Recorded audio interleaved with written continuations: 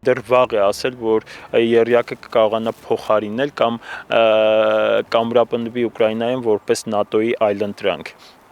Բացի այդ, այս պահին գոնե թե ամերիկյան եւ գլոբալ քաղաքականության տրամաբանությունը այնպիսին է, որ մշուշոտ է եւ Եվրոպական միության ապագան այն տեսքով, ինչպիսին մենք գիտենք, եւ նաեւ ՆԱՏՕ-ի ապագան այն տեսքով, ինչպիսին որ մենք գիտենք։ Սա ՆԱՏՕ-ն չէ, բայց երրորդ ուժի կիրառում է, ինչը եւս հակասում է Ռուսաստանի շահերին, ասում է վերլուծաբան Հակոբ Բադալյանը։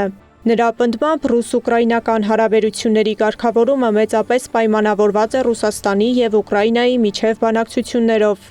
Հարցը միայն ՆԱՏՕ-ն չէ, այլ հետեւյալը, որ Ուկրաինան պետք է չլինի երրորդ որևէ ռազմաքաղաքական բլոկի գործիք կամ դաշտ Ռուսաստանի դեմ գործողությունների համար։ Հետևաբար սա նշանակում է, որ այդպիսի հավակնություններ ներկայացնող եվրոպացիները դրա միջոցով փորձում են ընդամենը իրենց շահերը բերել process եւ պաշտպանել այդ շահերը, թույլ չտալ, որպիսի առանց եվրոպական սուբյեկտության Ռուսաստանը եւ Միացյալ Նահանգները ինչ որ համաձայնությունների կան